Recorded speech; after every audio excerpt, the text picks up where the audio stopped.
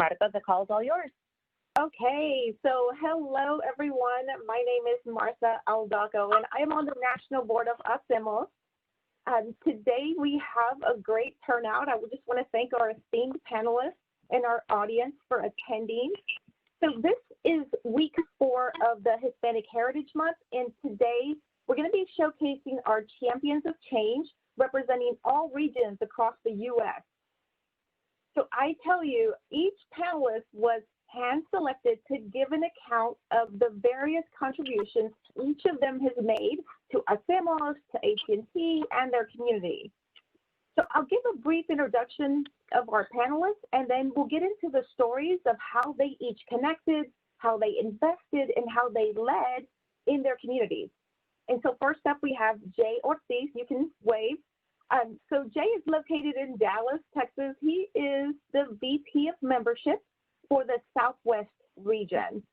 Jonathan oversees the National Hispanic Retail Program, AT&T Conexión, which is geared to bridge the gap between AT&T and our Hispanic communities.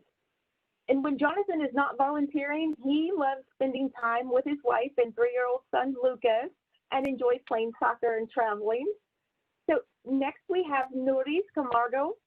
So Nuris is located in Boston, but she is the ex officio for the East region and one of last year's Community Impact Awardees. Nuris is Regional Director for External Affairs for Massachusetts and Rhode Island. She has been featured in the Boston Business Journal and Boston Magazine, and when she's not volunteering, Nuris enjoys fishing, organizing, and watching silly Netflix movies. So next we have Fluvia Ramos. Fluvia is located in the Chicago area. Her new role is Vice President of Operations for the Midwest region, where she likes to engage with current and new members. So Fluvia is an admin manager in the Network Construction and Engineering Organization for Illinois, Michigan, and Wisconsin. So, and when Fluvia is not volunteering in her community, she enjoys traveling. And so next we have Christian Cosme. Christian is located in Orlando, Florida. He is the president for the Southeast region, and he also serves on the boards for League and AT&T Pioneers. So Christian is a collections call center manager and was also a recipient of the AT&T's Community Impact Award. And when Christian is not working, he loves giving back by mentoring and volunteering with LGBTQ plus organizations. And last, we have Horacio Calcaño. And Horacio is located in Redmond, Washington. He is the president of the West region, and he is a lead manager in the Global IoT Development and Implementation Department. And Horacio is a 3-time PVSA recipient. And when he's not volunteering, he enjoys spending time with family, running, swimming, and traveling. So, wow, what a group. I hope you agree. So I was fortunate enough to meet and interview with each of the panelists, and now I'm so anxious for you to hear their stories. So we're going to get started. First up, I have Jay, and then we'll go through each of the panelists. So first question to you, Jay, is when we talked last, you mentioned a project called Estamos Contigo that you and your fraternity started. Can you tell us a little bit more about that initiative? Yeah, absolutely. So first, thank you so much for having me today. So we know this year has been extremely hard for everyone. And unfortunately, the Hispanic community has been the most vulnerable and continues to be the most vulnerable due to COVID-19. Many families have lost their jobs and unfortunately are struggling to make ends meet. But if there's one thing I know, and all of us here, Latinos do not like to see their brothers and sisters suffering. So I brought the idea to my fraternity and to our Hacemos chapter in Dallas about partnering to deliver groceries to families who need help.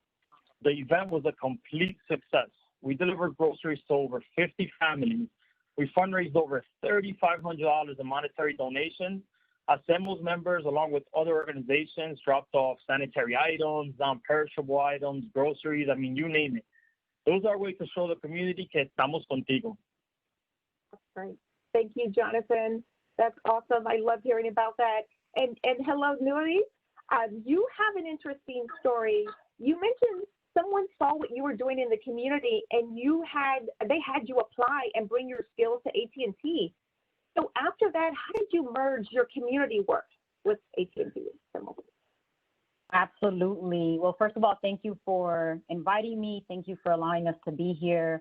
It's just so exciting to see everybody on this panel. It's one of the reasons why I said this to you, Marta, when we talked. One of the reasons I've been so successful at AT&T is because of my Hacemos family. So big shout out to the Hacemos team, Don, Horacio, Celeste, everyone who makes Hacemos happen. The way that I came into AT&T and have been continue to do my work at AT&T has really been with my community grassroots focus, right? So I didn't leave my community behind when I came to work at AT&T. I brought all my community networks, contacts, and my nonprofit organization that I've been partnering with for the last 20 years in Massachusetts into AT&T. So I think that, AT&T has, such a focus on community impact and corporate social responsibility that it was very easy for me to marry the work that I did before AT&T and the work that I do now at AT&T. So I would say one of the organizations that I'm very passionate about is an organization called Chica Project.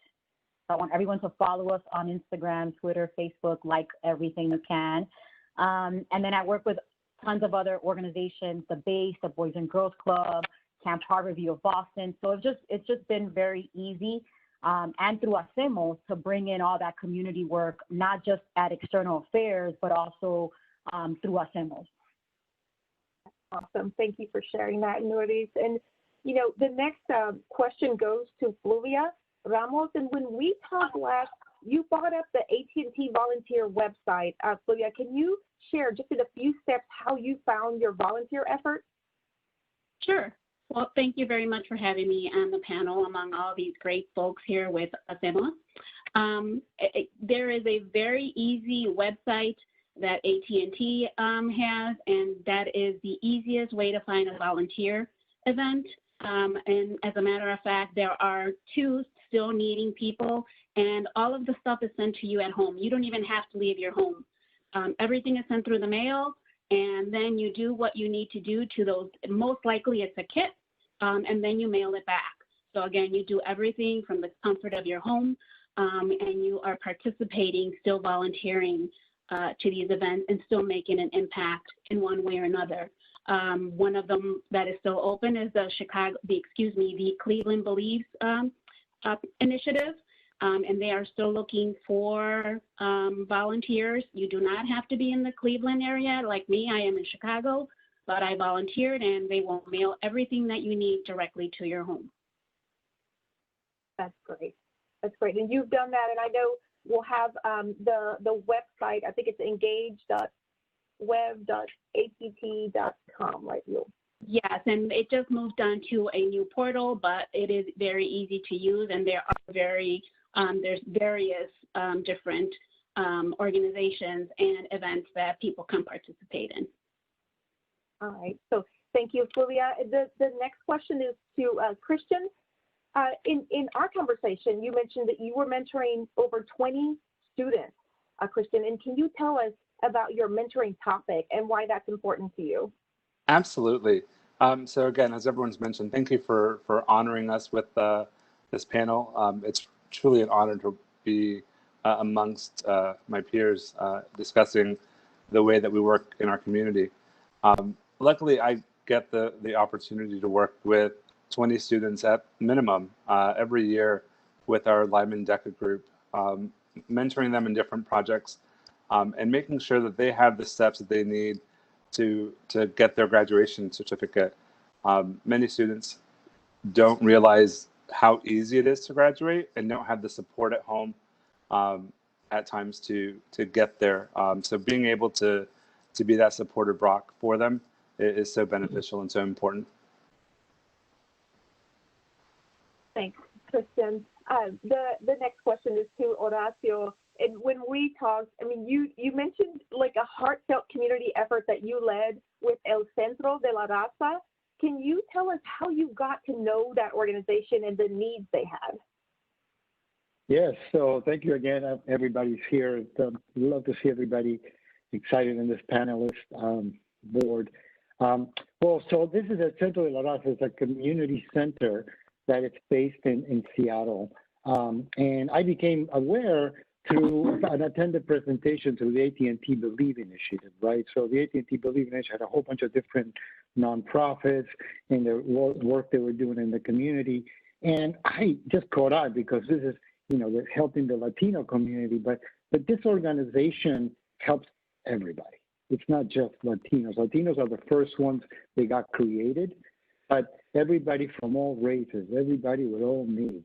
So anyone who has need in this organization, it's something that they give out, right? So they need people to help people with rent, groceries, utilities, education support, translation services. Sometimes if you can't fill out a paperwork that you need to apply to the government, they go there and they help them do it. So kind of, in a way, just kind of to me, it's like, wow, this is something we need to be on. We need to participate on here in the Seattle area. I was the president of the Pacific Northwest at the time, right? And I said, well, I need to get people involved on this. So just kind of give me that go in, right? So we did start it in volunteering. So in 2019, in October, we got up on 15 volunteers and worked about 3 different shifts on their auction. So they do a dinner auction every year. And I said, well, this is something we can help. And we got 15 volunteers again that work all 3 shifts, even through the auction. Then, in December, they said, well, we have this need for Christmas. We bring all senior citizens and preschoolers. They come to the center and they just, they never get anything really, So we got about 60 gift cards that we accumulated, gifts, toys, and we brought them to the kids. We were like Santa Claus coming in, even for the senior citizens. So this is something that impacted the community. That they saw us coming in and they said, "Wow, this is AT&T. This is we kind of gave a name for everything that we do, Hacemos and AT&T." And in April of this year, I saw the need even greater because of COVID-19 hit, and these guys were just still going at it.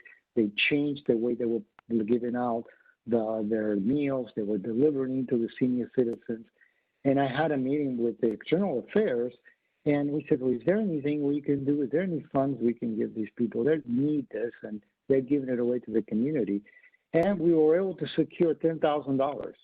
So AT&T gave $10,000 in AT&T funds to this community center. So a lot of good work there. That was through the External Affairs, right? You said? External Affairs, yeah, through the local External Affairs. They were able to grab and find $10,000 for them, and that continues their work because they need this funds. So, Horacio, you said it was a combination distribution center and also like a distribution center and a serving community, right? Right, serving community. So they have a school there too for the preschoolers, and they have big rooms where they host, the senior citizens and the homeless, right? So if the homeless says, well, I need a meal, they go pick up a meal. They don't turn anybody back. Well, I can't wait to hear more about that, and I think you have a surprise for us coming up, right? Yes, I guess so.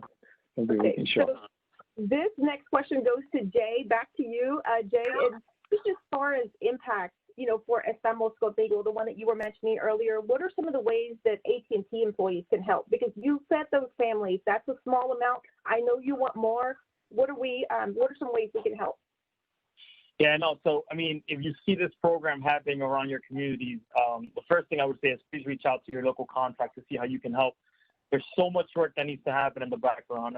You go from weekly meetings to see the progress, contacting local organizations to help, actively spreading the word about the event via social media, asking for donations. Obviously, the most repetitive person is always going to be the most successful person, right? So, delegating the tasks during the event, volunteering to pack the food, to put the food in the cars. There is a lot to do. So the list goes on and on. So the more volunteers, the better.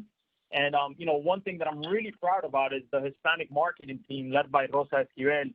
they're taking this program and they're running with it. They're doing an amazing job of bringing this particular event to cities in San Antonio, San Diego, and LA. So you'll hear more about that if you haven't heard about it already.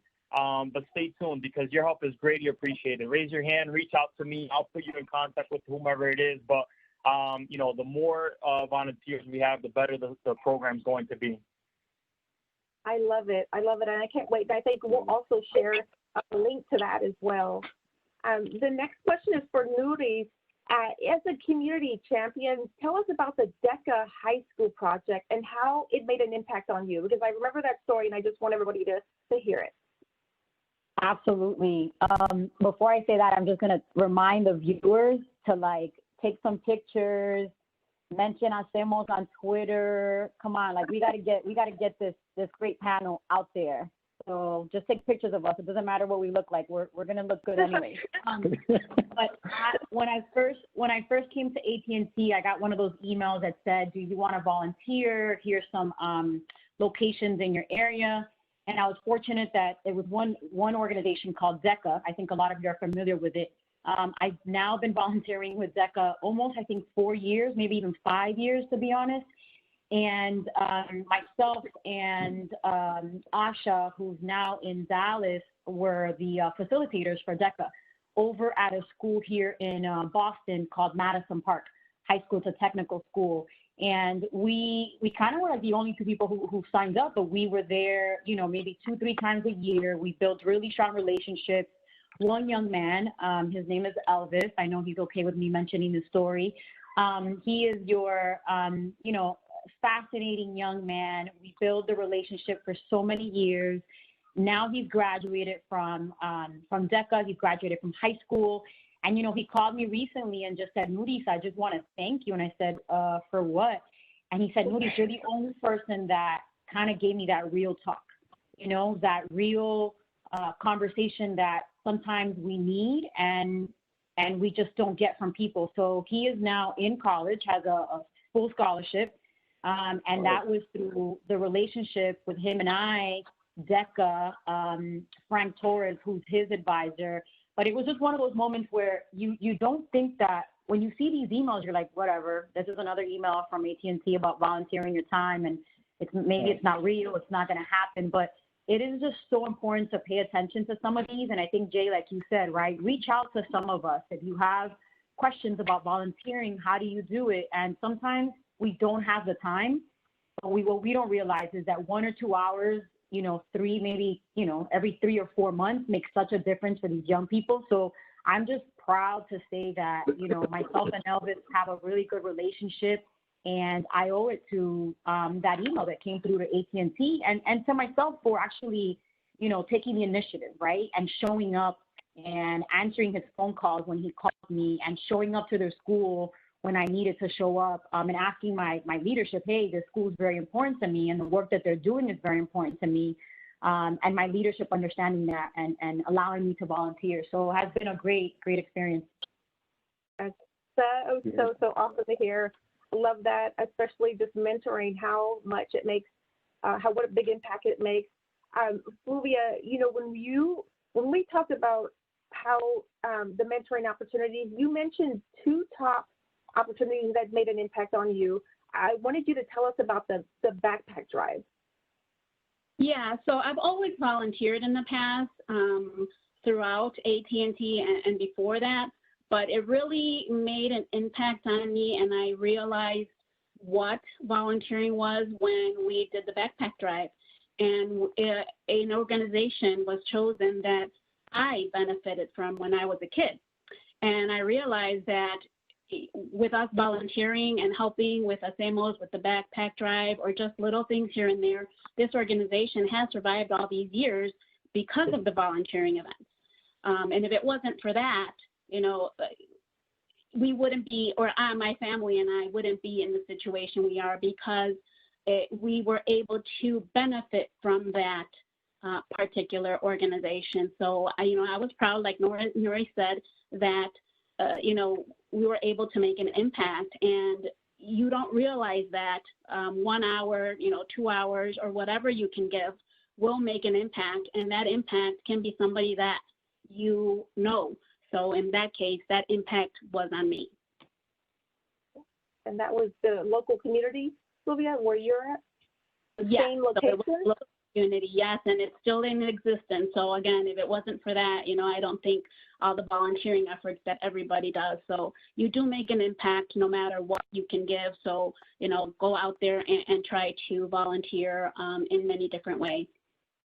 That's awesome. Very rewarding. And Christian, the next question goes to you. Our young students need so much help navigating family, education, life. What do you say to those that don't feel represented in their community?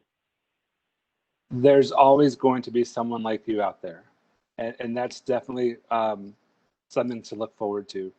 For those who don't really know me, and I assume that would be most of the people here, I am a first-generation high school graduate. I'm also a first-generation college graduate. My parents, my grandparents, my older brothers, they didn't feel the need for education in their life, or didn't see how they could sustain a family at the same time. So when I started learning about the world, I wanted to learn and keep learning, and still to this day, I take as many trainings as I can. I read up on topics that are important to me, but instilling that type of dialogue with our students, and even with the people in the community, you don't realize how easy it is to motivate someone when you're passionate about something, because at the end of the day, 2-3 years down the road, you'll get a message and you'll be like, oh my God, I did that. And you don't realize that you had that much impact. But definitely just know that you have someone in your corner at all times. You just have to find the right person. And that's an easy fix, just putting yourself out there. I think I've got a couple of minutes. I'll tell you a quick story. When I was 14, my mom and I was home from school. I think I was not feeling well that day. We were watching Spanish language television, the talk show Christina. I'm sure everyone knows that from back in the 90s. And so they had on a teenager who came out to his parents on the show. And that scarred me for a little bit, because I didn't know how my parents would react to me being gay. And, that show, my mom didn't have a reaction. And later on, I found out that she just laughed about it because she thought it was the stupidest thing that mother on the show could be doing. But I was 23 when I came out to my family, just because of that one small instance where I attributed the machismo of the Latino community into my own world, and feeling like I couldn't be part of the world because I was gay. But now at the age of 40, I'm very happy and very proud. And I'm glad that I work for a company that supports both of those things for me. Yeah. Thanks for sharing too, Christian. And I love that your family is just so supportive of everything. And you have a whole community that you help in that area. And what I was going to ask, I'll come back to you on the one that I want you to talk about, the mentoring circles, but I'm going to move to Horacio. Horacio, I know we talked a little bit about that El Centro de la Raza. Do you want to play a short clip now, or do you want to look at kind of how, just more of how we can find out the cost of what if we pay for a volunteer, or if we... Yeah, so I think we can play the video, right, Dawn? We have the video. I think the video is going to give the good story about this place. It's a beautiful, well put out video, because it talks about how they started and what they're doing, and also how they reacted to COVID-19. So please go ahead, play the video.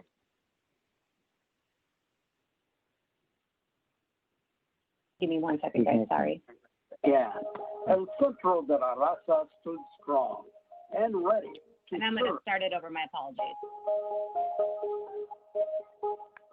As 2020 began, El Centro de la Raza stood strong and ready to serve its beloved community. In February, El Centro celebrated the opening of its new Federal Way location. The new facility serves a growing Latino population in King County. It's estimated that 56% live in South County. Then came March. The World Health Organization declared COVID-19 a pandemic. This is a human tragedy on a scale we cannot yet project. Governor Inslee issued a stay-at-home order. It's time to hunker down in order to win this fight. Businesses closed. Jobs were lost. Our lives changed dramatically. There are so many people in the community that have needs. They need rent assistance. They need food. You know, they need disposable money to be able to, to tend to the needs of their families. El Centro serves more than 21,000 people. To meet their needs, staff moved quickly to adapt to a new reality. About 70 of our people are working remotely, and those are the people that are helping people with rent and, food, et cetera, et cetera. The services absolutely continue. Everything. Our food bank, we actually moved the operations to our basement floor so it'd be very easy to bring the food in, very quickly without having a lot of contact with people. And then the food bags are actually given out through a window. So there's, again, the distance. For our elderly, we deliver bags of food to them. We deliver hot meals, which we didn't do in the past because the elderly would come into the program. Now we deliver the meals to them. The child care center continues to work. Okay, vamos a sentarnos aquí primero. And in spite of the challenges posed by the pandemic, El Centro found in this new reality its online services, especially for workforce and language, are connecting surprisingly well. We have people enrolled in the program, which I couldn't believe, that are from Texas, California, Arizona, who are taking our ESL classes because they're online. Educating people about COVID-19 continues through a weekly radio program and free mask distribution with the help of El Centro vendors. And we announce it over the radio, and so people come and get the mask, and some will buy, whatever, and it brings in business at the same time for the vendors. In these uncertain times, we are dealing with two pandemics, COVID-19 and racism. El Centro has been there to support Black Lives Matter and the movement for racial justice. And it will continue to be there, no matter the challenges ahead, to serve its beloved community. That's what El Centro is about, that we should be fighting for, justice and respect and dignity for all people.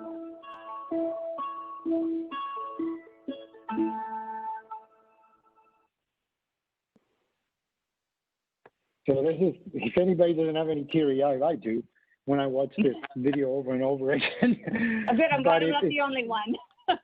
Okay, no, you're not. I am. And I watch it again and I do it again.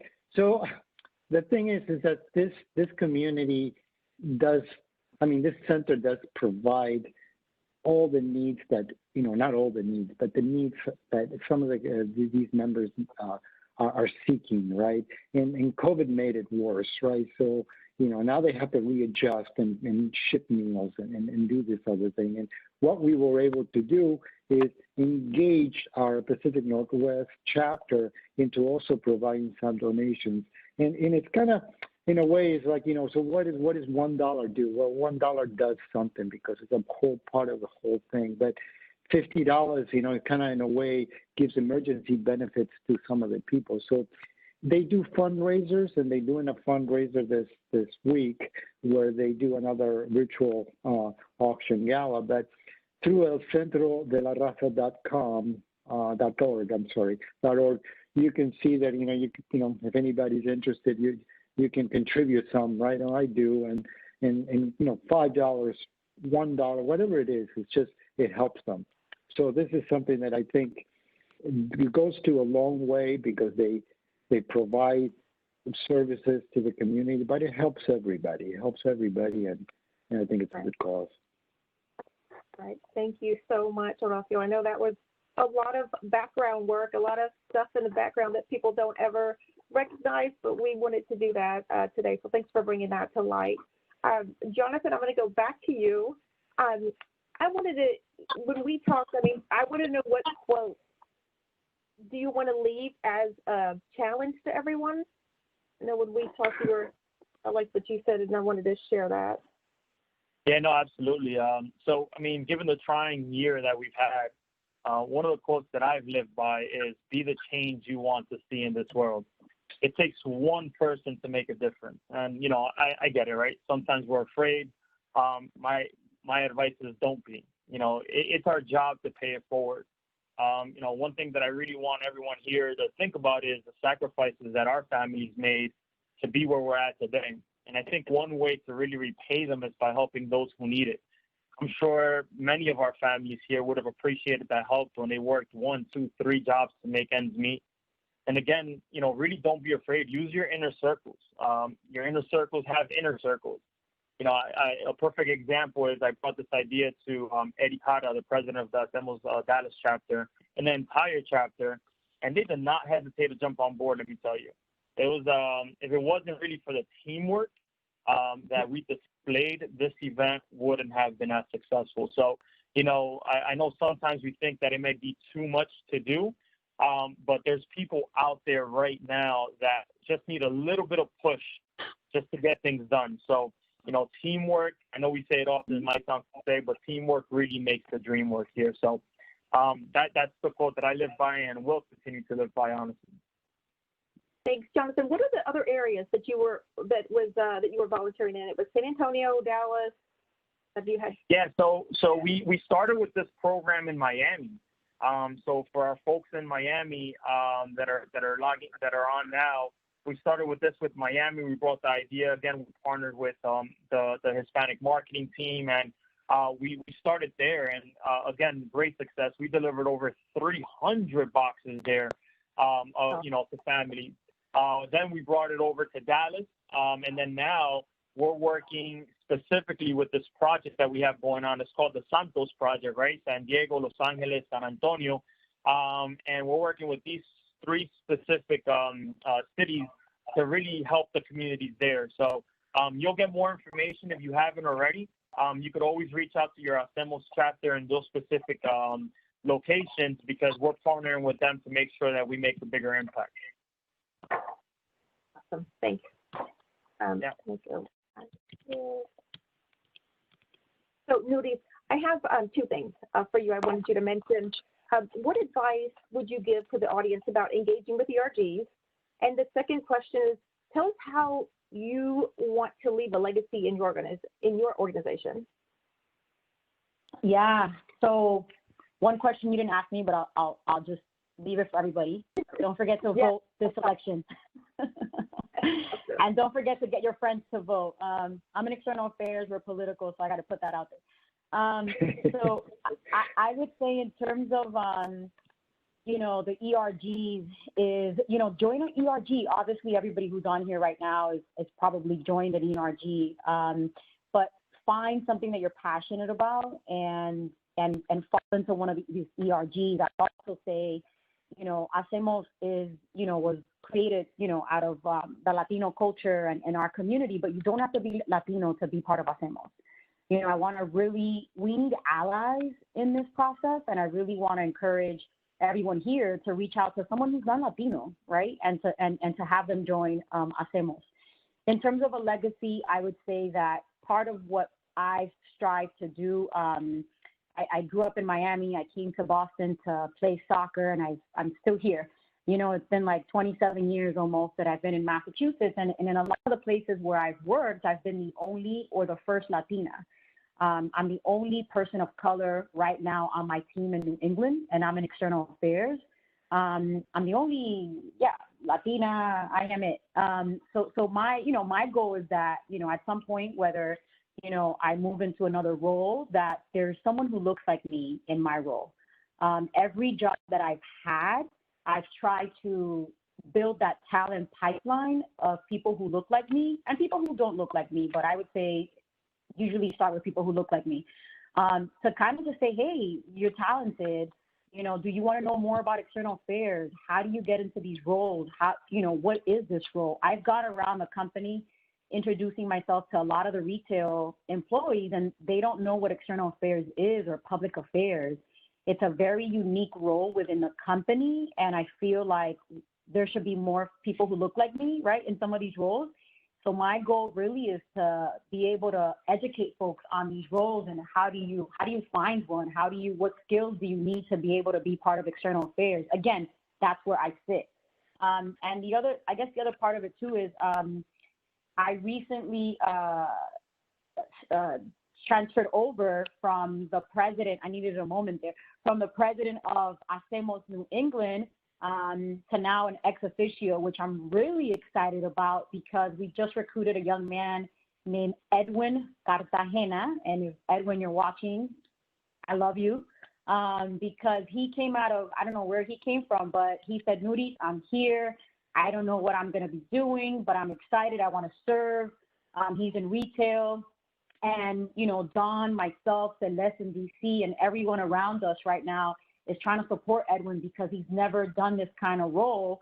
And that really was my goal, to, you know, create Hacemos Massachusetts, because when I came, there wasn't an Hacemos Massachusetts. So I created it, and then we partnered up with Connecticut and Rhode Island and just became Hacemos New England. So now we've passed the baton on to Edwin Cartagena, and I'm just excited about his new role, and you know, he's a little younger, way younger than me.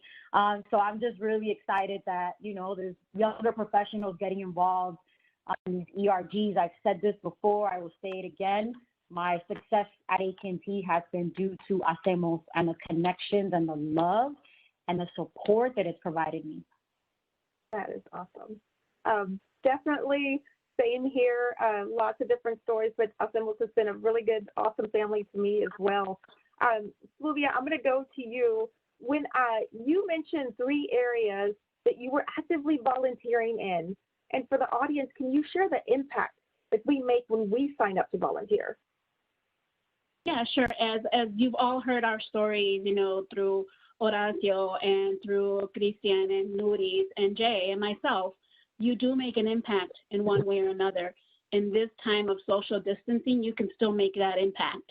And there are various ways to do it. You just need to go out there and look for them. The volunteering opportunities are still there. You can always reach out to one of us. I'm putting you guys on the spot, so you can always reach out to one of us. We are more than willing to help.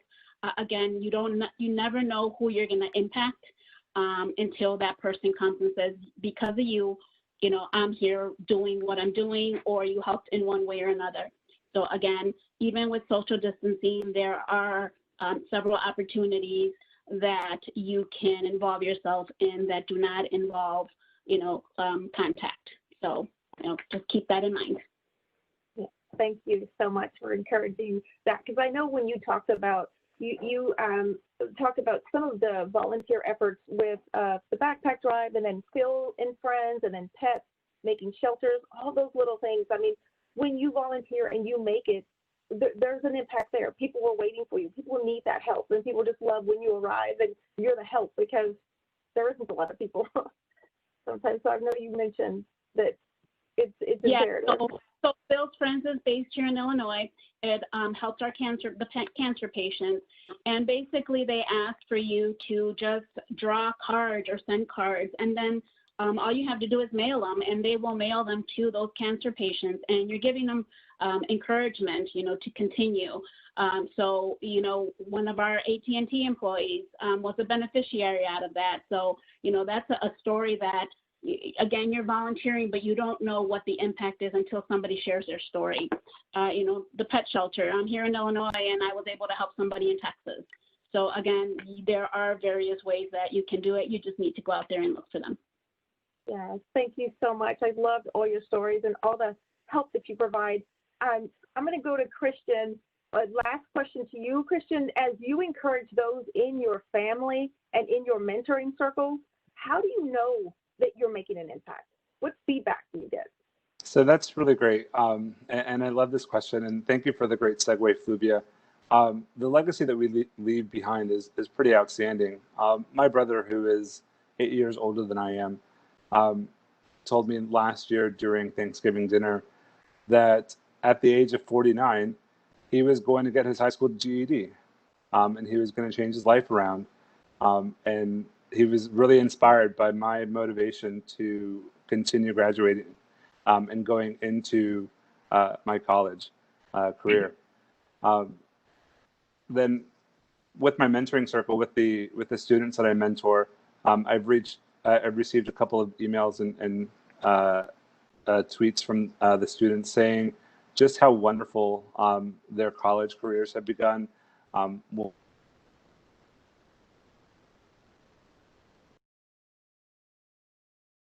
Lost. Looks like there's. Did we lose him? I can hear you. Go ahead.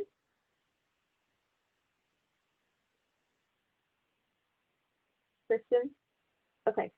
We'll come back if we have a little bit of time. But I think that when he volunteers and mentors a group of 20 students, and they all reach back out to him and just tell them what an impact that they've made in their lives. So it's just a really good story that we've heard from everyone. And I'm going to give it to Dawn to do a Q&A really quickly. And so we'll get started. Yes, thank you, Marta, and thank you to all of our panelists. So just a reminder to everybody who's an attendee today, we have over 100 of you, so we should see some questions. We've got a great audience, so thank you guys for hanging out with us for this hour. You will see off to the right, there are two options. There's a chat and a Q&A option. Feel free in either one, wherever you're most comfortable, to pose your questions. If you have any for our panelists, it can be a general question. It can also be directed to a specific individual. And while folks get their questions ready, I will just read a couple of the feedback.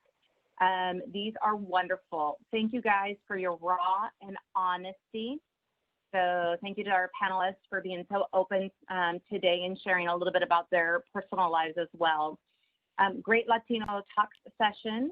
Everybody did a great job. Love sharing this time with you. We love you all being here as well. A lot of I can feel the love, yes, and that's why I wore my shirt, my Familia shirt. It's all about the love. It's all, no matter where you reside in. So, and for those who have asked a couple questions, yes, the call is being recorded, so that will be shared at a later time after we clean it up a little bit. We will make sure everybody gets the link as well. The link will also be, if you're attending the EG conference, all of our Latino Talk series will also be highlighted on our Hacemos booth at the EG conference. So look out for that, and there will be some more information coming from that. And let me just scroll through here. Oh, and I'll just read this statement from, and I'm going to say from Jorge.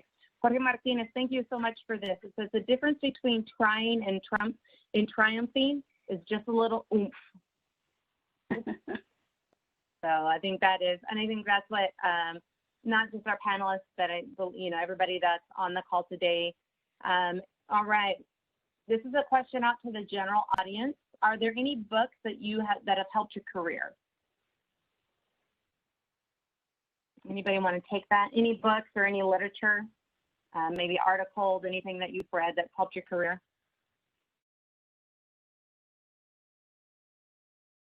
I'll start off with Eric Thomas. Eric Thomas is a motivational speaker, and he has a bunch of podcasts online. I mean, you can pretty much find them everywhere.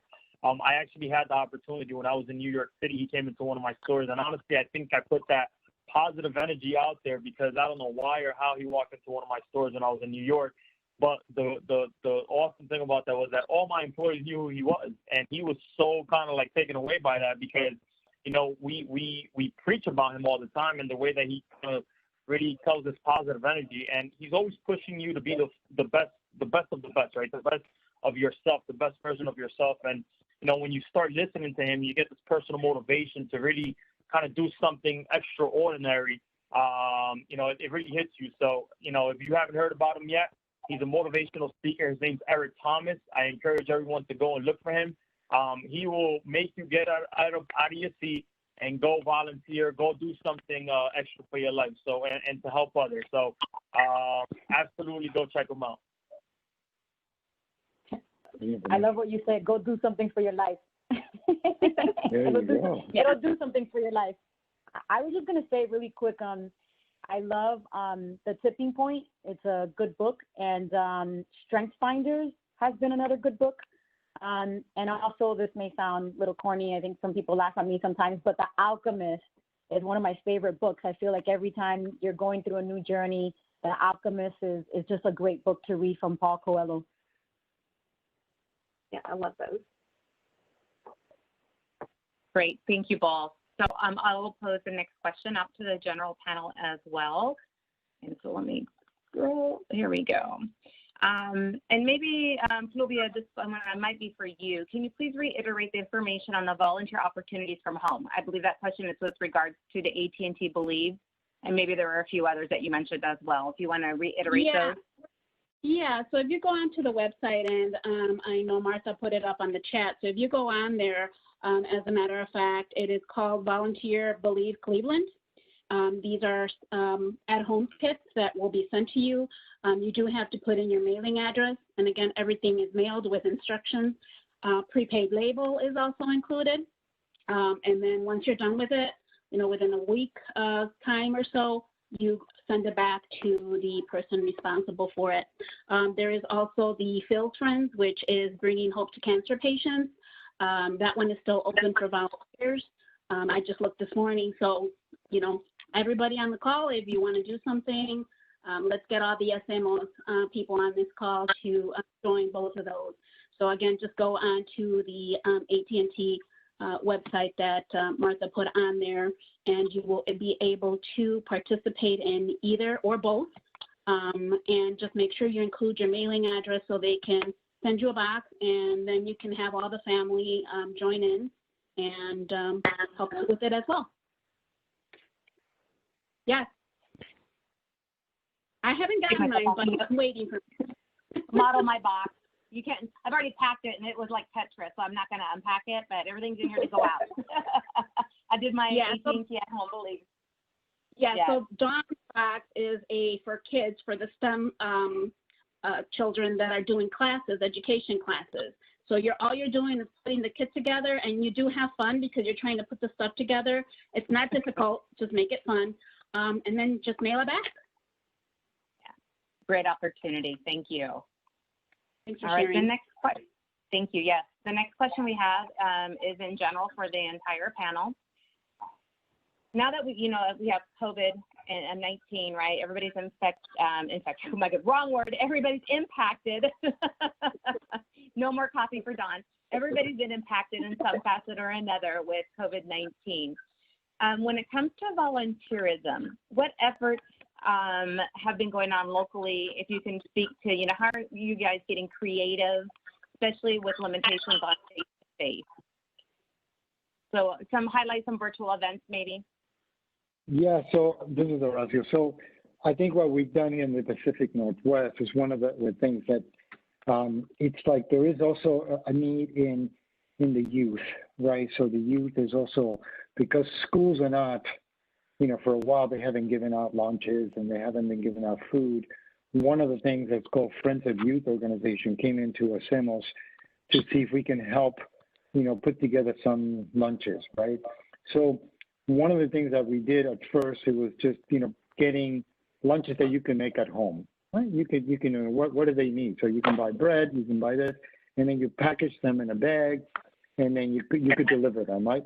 You could do it individually, but there's also a part of a group that did it as a group, right? So for example, we met, and I didn't go, but other people went, and they just packed the lunches in a big area of the cafeteria, put together, and then somebody delivered them. So there are things that you can still do that the community still needs, because these needs are still there. So, as I talked earlier about the Centro de la Raza and how much they're helping those in need, there's others in here locally, like even closer. This is in Redmond, right? So we down the street from us, right? So all those things you can do and try to get involved. And I think it's important that we keep doing this one way or another, find a way. Yes, thank you.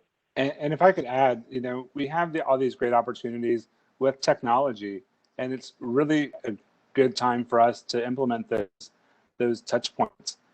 With my students that I'm mentoring this year, I've already had one meeting with them, and I gave a whole leadership discussion on personality types and how to address the different personality types and how to work together in a group. I did that all from my house, and they were in their houses, and we just spent 3 hours doing so. So it's really important that you find ways to adapt to our new normal. And there's always going to be that opportunity. Like everyone has mentioned, if you need some help finding how to navigate that, reach out to any one of us, and we'll be more than happy to give you some feedback, some tips on how to connect with your community. Yeah, well said. Can I just say really quick, Jorge Martinez, I think it is, put a nice little comment on the chat. He said, let's unmute ourselves, not just here, not just in this session, but many of us Latinos like to be muted. We work so hard, but we stay comfortable. Everyone knows the quality of our work. It's time to move ranks. Quiet, frankly, we need to speak up. Jorge Martinez, I'm with you 100%. I think we need to continue to speak up. I think these are the platforms that we have as well. And I think that we also need to network our network. Hacemos is a huge network. And to your point, let's unmute ourselves and get uncomfortable, because even this type of work, to be a community leader, a champion within our company, within our community, takes a lot of energy and a lot of speaking up and showing up and follow through. So thank you for that comment. Absolutely, I agree. Yes. All right, Nuris, we've got a couple minutes left, so we've got time for probably 2 to 3 more questions, depending upon the length and the responses. So Nuris, this question is directed for your response. You mentioned about being intentional and finding the next person to take over your role. What are some steps you recommend for all of us to take to ensure that we're doing the same? I would say, be aware, be mindful of folks that may not be in your circle, and always keep an eye open, right? Who are the next people that are up and coming? Who are the folks that are showing up? Who are the, I would say younger professionals or not younger, it doesn't really matter whether they're young or not, but keep an eye open, but also put yourself out there to say to them, hey, would love to talk to you for 30 minutes. If you see someone that's talented or someone that's, been in the company for a while in the same location, like, I'm una fresca, I talk to everybody.